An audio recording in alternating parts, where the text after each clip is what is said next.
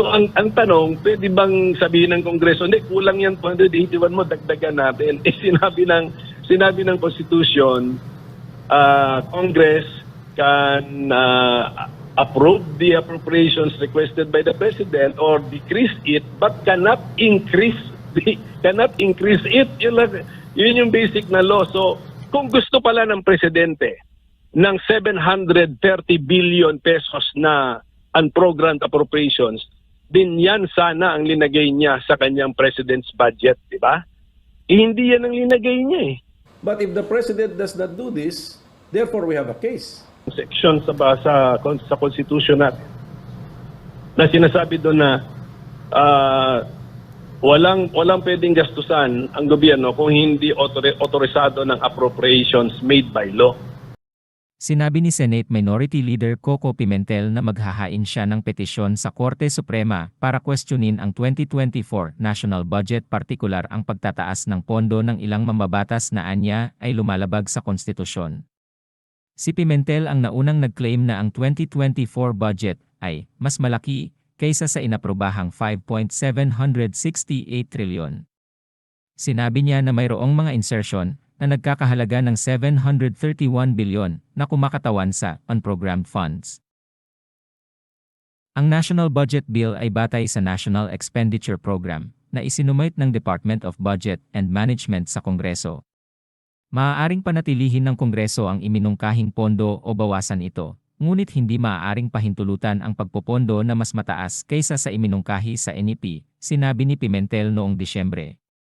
Tunghayan pa natin ang ilang detalye, mga kasolid PA. Tara, let's go!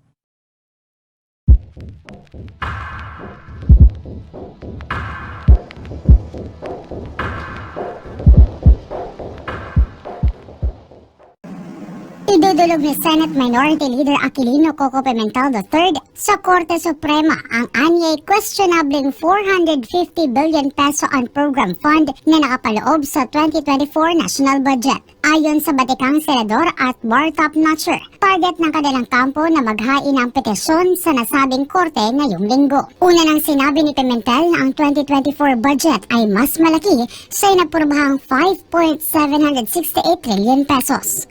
This is the third year in a row na parang naabuso na yung unprogrammed appropriations. For 2022, nagdagdag ang Congress ng 100 billion, more than the President's proposal. For 2023, mga close to 300 billion yata rin ang nadagdag, to 290 billion, parang ganyan. Then for 2024, 450 billion. If we do not stop this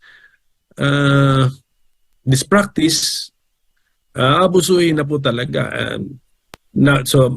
Abusuhin yung practice, ang masama, unconstitutional pa yung practice na yun. So it must be nipped in the bud.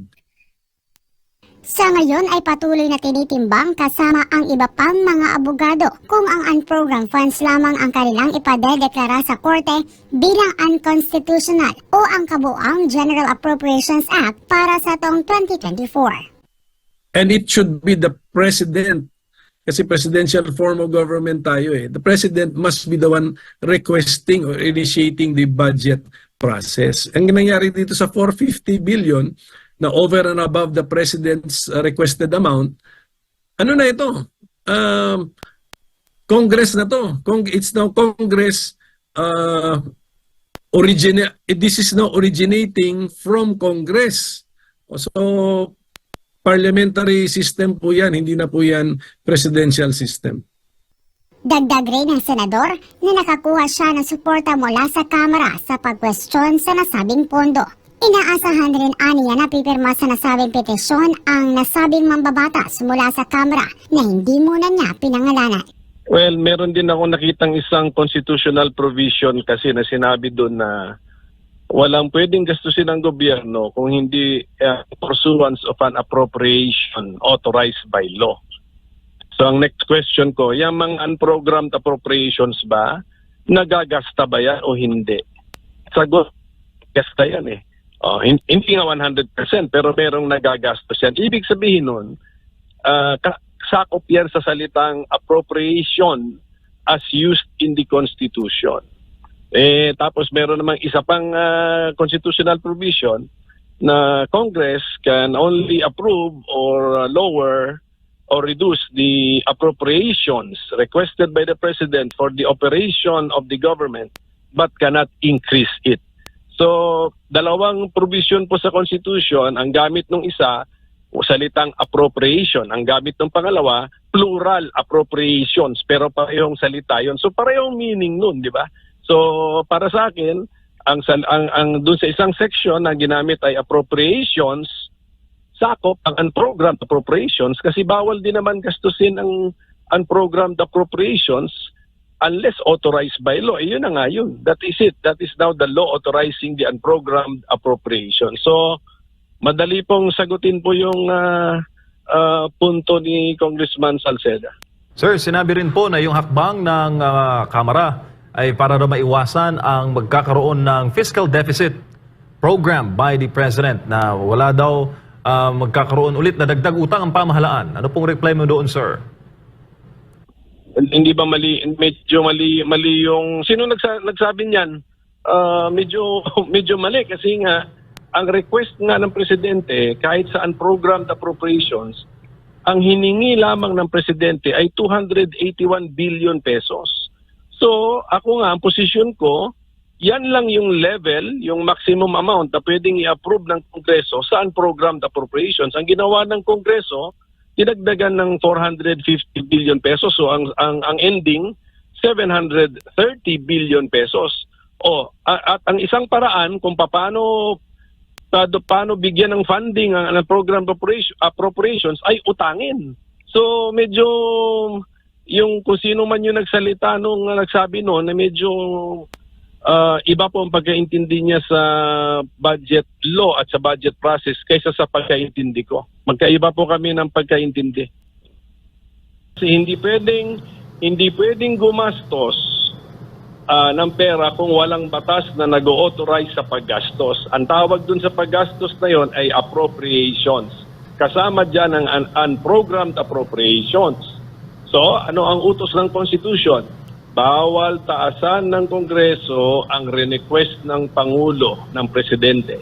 Pwedeng i-approve as is, pwedeng bawasan, hindi pwedeng taasan. So, pagdating sa unprogrammed appropriations, kasi ang pagpresenta ng budget, ganito, tatlong chapter. Let us say chapter, gamitin na lang natin ang salitang chapter. Chapter 1, programmed appropriations. Chapter 2, automatic appropriations. Chapter 3, unprogrammed appropriations. Tatlo yan. Ngayon, lahat yan, merong amounts yan as proposed by the President. Pagdating sa programmed appropriations, 4 trillion peso proposal ni Presidente. Anong ginawa ng Kongreso? 4 trillion pesos din. So, walang problema. Pagdating sa automatic appropriations, 1.7 trillion pesos yan galing sa President's budget. Ano ang inapprove ng Kongreso? 1.7 trillion pesos din. Walang problema. Hindi namin in-increase. Pagdating sa Chapter 3, sa third part, unprogrammed appropriations, ano ang hiningi ng Pangulo? 281 billion pesos. Ano ang inapprove ng Kongreso? 730 billion pesos. Tinaasan ng Kongreso ng 450 billion pesos. Yan ang issue ko. Yan ang sinasabi ko, hindi na pwedeng gawin. Kung ang ginawa ng Kongreso ay retain din sa 281 billion pesos ang unprogrammed appropriations, wala akong issue pagdating doon sa provision ng Constitution na bawat taasan ng Kongreso ang hinihinging halaga ng Presidente. Tandaan natin sana hindi naman ito madideny ng DBM. Pati sa unprogrammed appropriations, meron pong request ang Presidente, may level siya na request. Yan yung 281 billion pesos ang level na hiningi ng Presidente pagdating sa unprogrammed appropriations. Ang tanong, pwede ba taasan ng Kongreso yan? Siyempre hindi. Kasi nga, presidential form of government tayo, hindi pa nga tayo parliamentary system. Mm-hmm. And ito po ba ay ngayon lang nangyari din, Senador? Sa ating pagkaalala, pangatlo, sa mga napansin ko lang, maybe nakalimutan ko na yung earlier than 2022. 2022, naalala ko, tinaasan din ng Kongreso ang unprogrammed appropriations by 100 billion pesos. Noong 2023, last year, mga 290 billion pesos ang tinaas, dinagdag din ng Kongreso. Ngayon for 2024, 450 billion pesos na. Kaya sabi ko, medyo nagiging pattern na eh. Meron na tayong nakikitang trend eh. So kung kakargahan niya, baka umabot tayo ng 1 trillion pesos na saan program na nisasabihin nila na huwag niyong ibilang yan sa total budget. Pero nagagastos din yan. Hindi lang nga, ulitin ko, hindi lang nga yan 100% nagagastos, pero ang historical figure natin, mga 50 to 70% ng unprogrammed appropriations ay nagagastos din. O ano ang authority ng gobyerno para gastusin yan? Hindi yung budget law, is the same law na sinasabi nila na ayaw nilang isama sa suma total ng budget yung unprogrammed. Pero ginagastos din po yan on the basis of the same law. That is my issue. Ang unprogrammed appropriations din po ba, linawin ko lang sir, ay appropriation din? Correct. That's why andun yung word na appropriations eh. Kaya nga yung paggamit ng Constitution ng salitang appropriations, sa aking opinion, kasama dyan si programmed appropriations, kasama dyan si automatic appropriations, kasama dyan si unprogrammed appropriations. Kasi nga, ginamit din yung salitang appropriations na sinabi na bawal gumastos ang gobyerno kung meron kasing isa pang section na Admar MJ, meron pa isang section sa Constitution natin na sinasabi doon na walang pwedeng gastusan ang gobyerno kung hindi otorisado ng appropriations made by law. Kaya nga yung mga unprogrammed appropriations, ginagastos din yan, may possibility na magastos yan. Hindi nga lang lahat, pero historical data reveal that ang 50 to 70% ng unprogrammed appropriations ay nagagastos din ng gobyerno. Meaning to say, they are appropriations authorized by law. Yun po. So, and then, yung word na yung appropriation nasa isang section ng Constitution yan. Ngayon, yung binasa mo ay isang section naman din ng Constitution using the same word. Alangan naman iba meaning nung word na appropriation sa ibang section. Andin yan sa isang section, iba naman ang meaning. Dapat parehong meaning ang word na appropriations. Meron ding nabanggit dito ang DBM. Basahin ko lang. The DBM likewise notes that unprogrammed appropriations of fiscal year 2024 budget are not automatically allocated and can only be released if several funding conditions are met, such as when the government through the Bureau of Treasury is able to collect excess revenue in the total tax revenue. So, kumbaga, kung may pondo, appropriation pa rin yun, Senador. Kumbaga, naka-standby lang kung itong paliwanag nila. Correct. Paglaalaanan pa rin ng pondo if ever may excess doon sa pera pa. Correct. So, paglalaanan pa rin. So, appropriation pa rin ito. Correct. Ayan ang aking appropriation niya kasi hindi pwedeng gastusan yan kung sasabihin natin hindi yan appropriation, nagiging graft and corruption yun. So, aminado yan sila na appropriations yan kasi kailangan nga ng batas para maggastusan yan, except ginawa nilang, meron silang nilagay na tawag ni Secretary dyan, triggers, or ako naman ang tawag ko dyan, let's say condition. Pero appropriations po yan. And then, ganito ang tanong ko. Si Presidente, when he prepared the President's budget, meron din siyang linista sa unprogrammed appropriations. Ang level niya, 281 billion pesos. Hanggang doon, si Presidente mismo, renendahan niya ang sarili niya, linagyan niya ng limit ang sarili niya, ang hiningi niya sa Kongreso, 281 billion pesos sa unprogrammed appropriations. Ngayon, sasabihin ng Kongreso, hindi, disagree kami sa iyo, gawin nating 730 billion pesos yan. Uy. I-budget ito, kasama budget ito dahil appropriations ito. So hindi po pwedeng dagdagan ng Kongreso ang appropriations na hinihingi ng Presidente.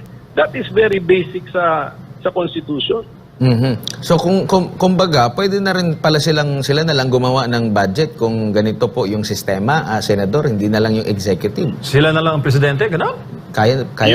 Yan ang sinasabi ko. Yan sinasabi ko, whether kami mga mambabatas, whether gusto na agree kami o hindi doon sa nakasulat sa Constitution, wala kaming choice kung hindi sundin ang Constitution.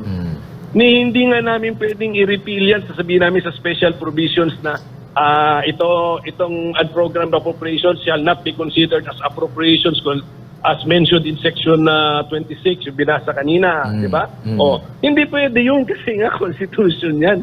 So, whether sangayon kami sa rule na yan o hindi, kailangan po namin sundin yung rule na yan. Ano po ang mangyayari, Senador, sakali po na katigan ng Korte Suprema, ito pong plano nyo pong pag-question dito sa unprogrammed funds? Ano po yung magiging senaryo niyan? Mawawalan ba tayo ng pondo? Hindi ba matutuloy yung pagpupondo para sa 2024? Reenacted po ba? Paano po?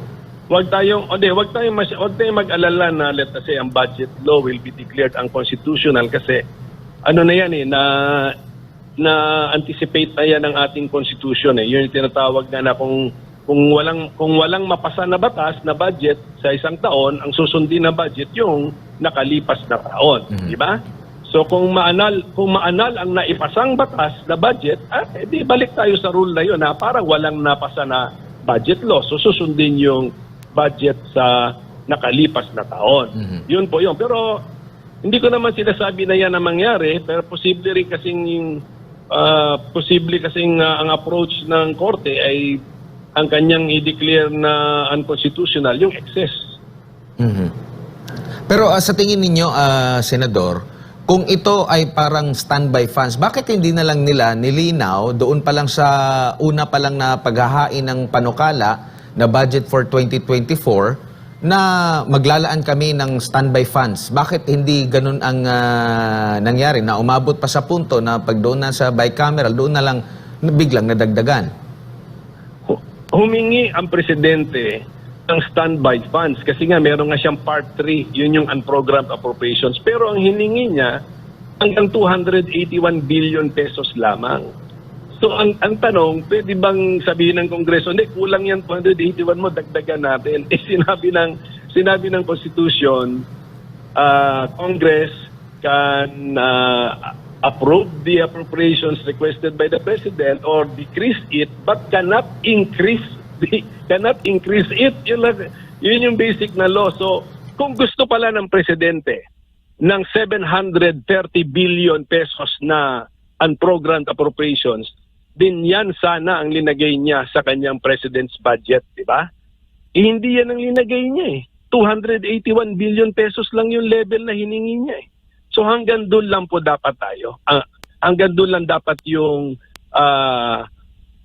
parte ng unprogrammed appropriations na pwedeng i-approve ng Kongreso hanggang sa level lang ng 281 billion pesos.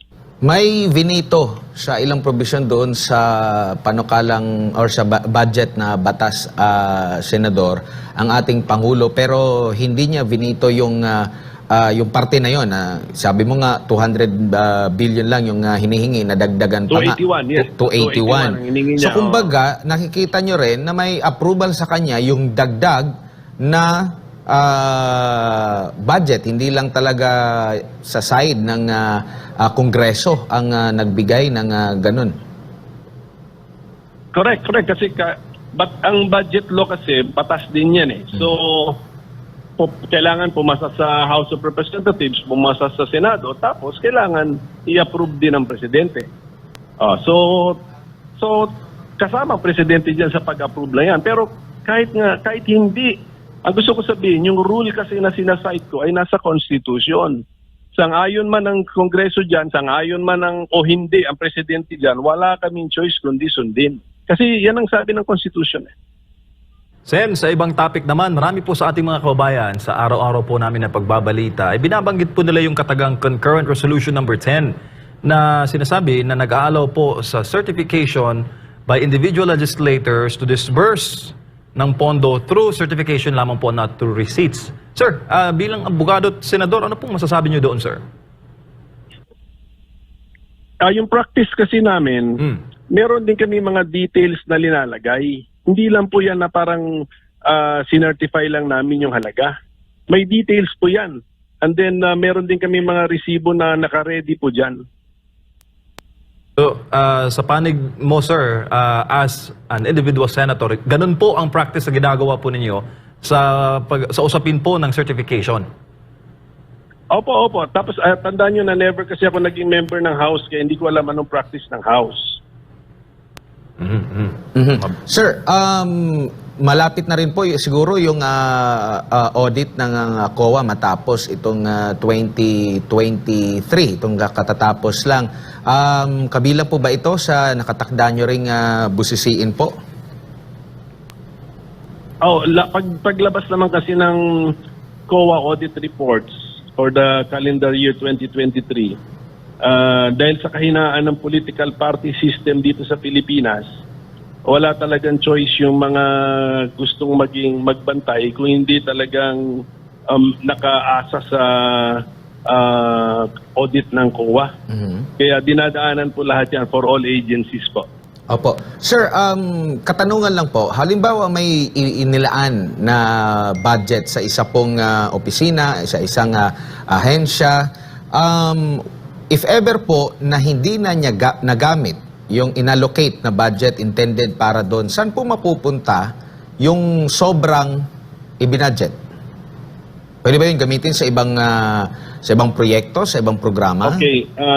At the end of pag malapit na matapos ang taon at may mga balanse pa sa mga items sa budget, pwede na yan ma-declare na savings. Okay. Tapos ang may kapangyarihan na i-identify kung saan dadalhin ang savings ay nasa presidente, nandun sa mga head ng mga department like the Chief Justice ng Judicial, nasa head ng Senado, nasa head ng House para sa kanya-kanyang budget, and then yung mga constitutional commissions natin sa mga head nila. So, yun po yun. And then pwede rin hindi gamitin. Pwede rin talagang ituring na the normal meaning of savings na hindi talaga gastusin. Pwede rin po yun. So kumbaga nasa pinuno, sir, kung may savings sila, pwede nilang ilaan sa iba. Kahit na hindi ba ito naka-itemize sa panukalang budget, ilaan nila sa iba? Pwede? Oo, ang savings nasa isang item, merong savings doon, pwedeng dalhin sa pwedeng niyang ituro sa ibang item na idagdag doon sa ibang item. Pwede po 'yun. Pero sir, halimbawa pagdating sa dulo na ng kasi merong technical definition kung kailan siya maging savings. Hindi pwedeng sabihin mo savings na 'yan, hindi pwede. Merong definition ng savings. So within that year lang din po pwede niyang gamitin yung savings niya. Within iba-iba kasing rule ng budget kaya medyo nakakalito na, but on the pagdating sa MOOE at saka capital outlay, meron diyan iba 2 years ang lifespan, meron iba diyan 1 year and a half, parang ganyan eh. So basta within the lifespan of the appropriation, ang may kapangyarihan na galawin ang savings at ituro sa ibang gastusin ang head lamang. So ang head ng executive branch, presidente lamang. Ang head ng judicial branch, chief justice. Ang head ng Congress, dalawa yan kasi bicameral tayo. And then constitutional commissions, yun po yun. Opo. Halimbawa sir, hindi nga nagamit at may malaking savings, hindi na nagastos. Sa next year ba, ganon pa rin yung ibibigay sa kanya or dadagdagan pa ng budget or dapat iakma lang doon sa nagastos niya? Hihingi ka ng napakalaking pondo pero ganito lang palang ginastos mo, dapat ganito lang yung budget mo, hindi ba yan mababawasan by next year? Yan. Ang tawag dyan, yan yung ginagamit namin sa budget process na pang-issue sa mga ahensya, yan tinatawag na absorptive capacity. Yung bakit ka humingi ng ganitong halaga, sabi ng records ng audit ng COA at saka records ng DBM, hindi mo naman nagastos yung original na halaga na hiningi mo. Pero walang nagbabawal, ha? Wala sa batas yan, wala rin sa constitution yan na automatic na kailangan bawasan mo dahil hindi nagamit. It is now wisdom of Congress kasi power of the purse ay nasa Congress. Naalala ko lang po kasi yan, sir, kasi kung matatandaan mo, si Ika Eric nag-question lang doon sa travel fund ng speaker at kung di ako nagkakamali para sa 2023, 2 billion mahigit piso ang inilaan na budget. Tapos nagtanong si Ka Eric kung 1.8 ba, totoo ba, ganyan yung nagasto. At the same time, nilinaw naman yun ng Kamara na nasa more or less 37 or 39 million pesos lang ang nagastos. Tapos kung di ako nagkakabalik yung 2024, almost 2 billion pesos din. So napakala, hindi nga umabot ng 100 million yung ano yata, no? Yung nagamit nila yata ngayong last 2023. So at least yan yung magiging proseso po niya na senador. Kung makikita mo, so it becomes the wisdom of Congress. Unfortunately, ang ginagamit ninyong example involves the budget of Congress, di ba? Ibig sabihin nun, hindi ginamit ng Congress ang issue ng absorptive capacity sa kanyang sarili, di ba? Dapat pantay lahat considering, di ba? Pero unfortunately, ulitin ko, no, wala akong alam na rule sa Constitution or rule sa any other law, kasi ang budget kasi is also another law. So wala ako na alam na rule na kailangan i-automatic mong ibaba ang budget ng isang item na hindi totally nagastos sa previous year. Ang problema kasi rin sa budget process natin, habang pinag-uusapan namin yung budget ng 2024, hindi pa tapos yung taon na 2023. Kaya hindi namin magamit yung absorptive capacity ng taong 2023 kasi hindi pa tapos yung taon eh. And ano rin, Senador, no? Kumbaga, kung tutuusin, kung ang isang ahensya ng gobyerno, opisina ng gobyerno ay talagang nakatutok sa kapakanan or kung ano man yung functions nila, magkakaroon ba talaga ng savings, Senador? Kasi iisipin ng mga tao, ba't may mga hindi pa nagastos? Ba't may mabagal na ahensya ng gobyerno na sa paggastos, kung yan talaga ang nakalaan, may naka-line item, may mga programa ng intended dyan. So ibig sabihin, sapat ang pera, mayaman ang Pilipinas para ma-implement itong mga programa na ito? Unfortunately, malaking parte ng budget inuutang. So, hindi ko masabing sapat ang pera. Inuutang natin. Ang problema, maraming gusto magpautang sa atin at sana nga yung mga inuutang natin, nilalagay natin sa tamang gastusin. Pero actually, marami kasing posibleng mangyari, no, kung bakit let's say ang isang proyekto o isang programa hindi ma-implement. Sometimes may mga good news kung bakit may savings. Let us say yung estimate ng ahensya pagkatapos ng bidding process, yung winning bidder mas mababa yung kanyang bid sa estimate ng ahensya. So therefore nakasave yung ahensya. Sometimes naman, nagkakasuhan, yan naman yung bad news sa realidad, nagkakasuhan sila, hindi natutuloy yung pag-implement ng proyekto, natitenga ngayon yung halaga. So natutulog ngayon yung amount sa mahabang panahon. And there are many other examples or mga real life scenarios kung bakit sometimes hindi fully nagagamit ang binudget. Pero ang pinakamasamang dahilan is kung poor planning. Yan ang masama, yung poor planning. Yung sometimes disagree nga ako sa budget process natin kasi ang ginagawa ng ahensya ko, ano ba yung budget ko last year? Tapos dadagdagan lang niya. Siguro tinitignan niya ang inflation rate and then mag-iisip siya ng ibang budget, ibang activity para ilagay sa budget. Ang maganda nga sana, ang proposal ko sana, pero ito mas mahirap, kailangan talagang magsumikap lahat, pati ang executive branch. Sana zero-based budgeting tayo. Back to zero. Lahat ng ahensya, i-justify ninyo kada piso sa budget ninyo. Yan, mas maganda. Mas malinaw. Kaya nga. Pero malaking trabaho yan. Kaya kailangan andyan ng dedication talaga na magtrabaho.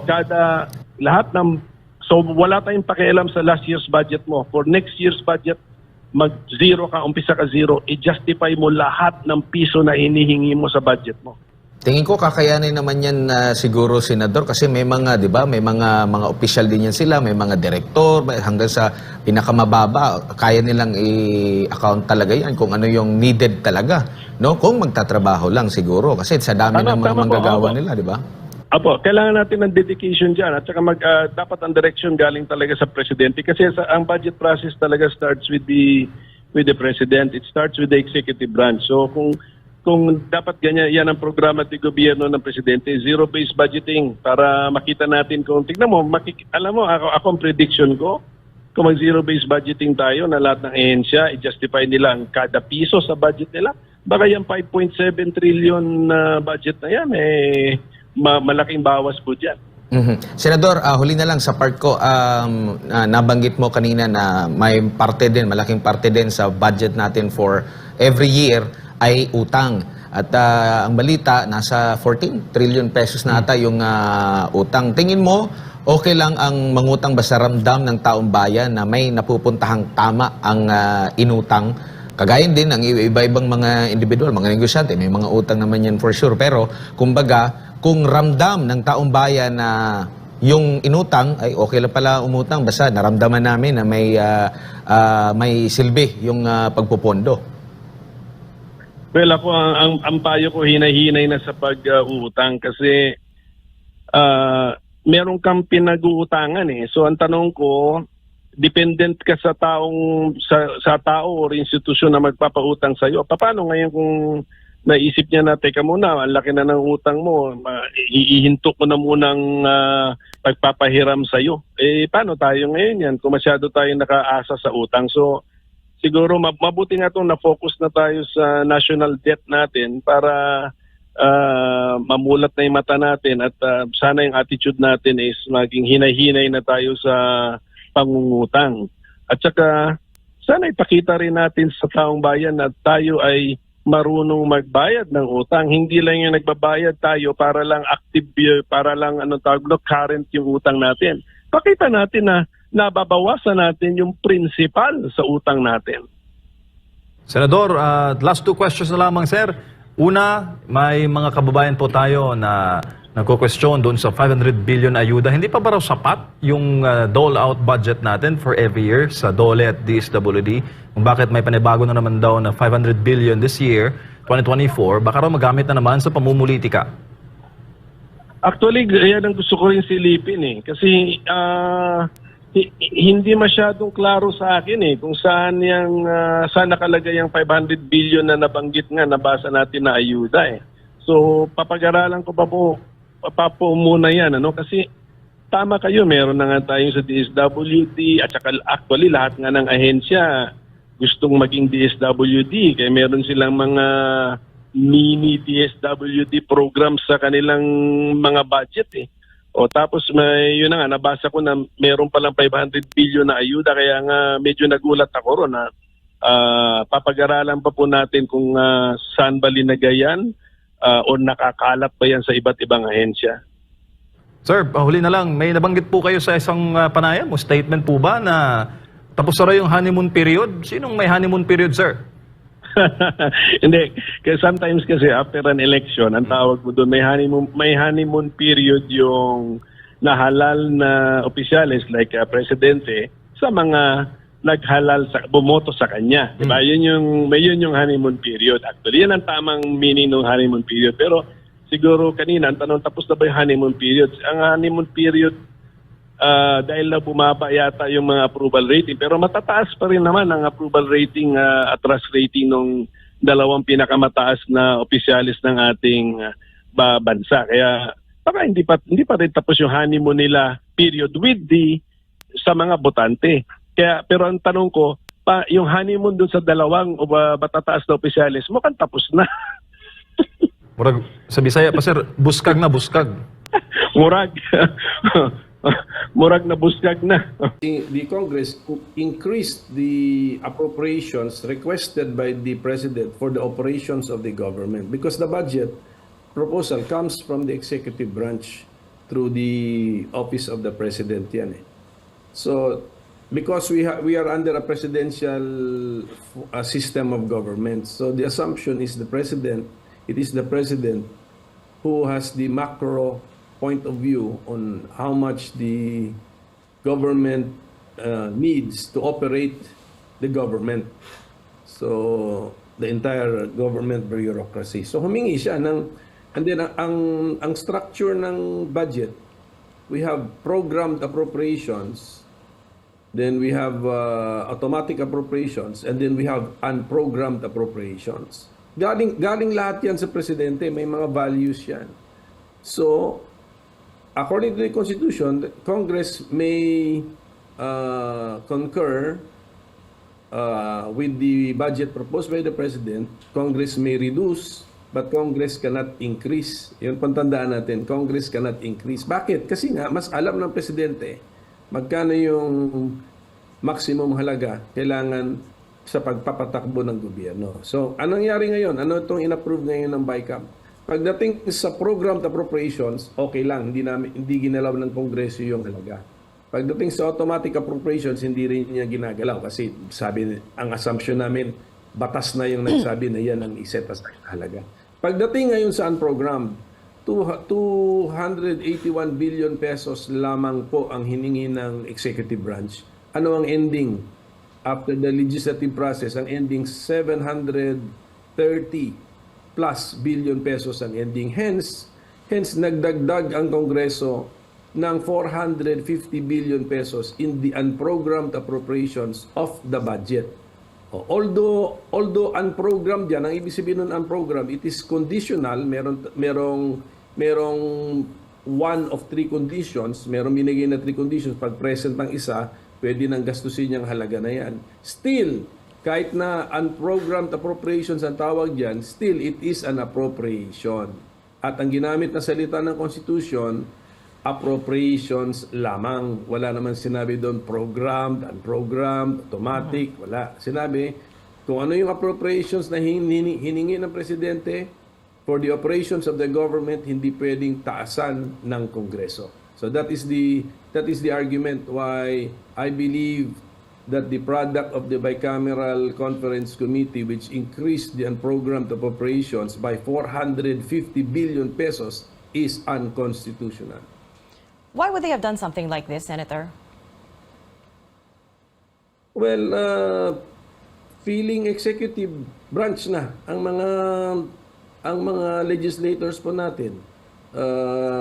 Maraming inisyatibong naiisip, ilalagay ngayon sa budget.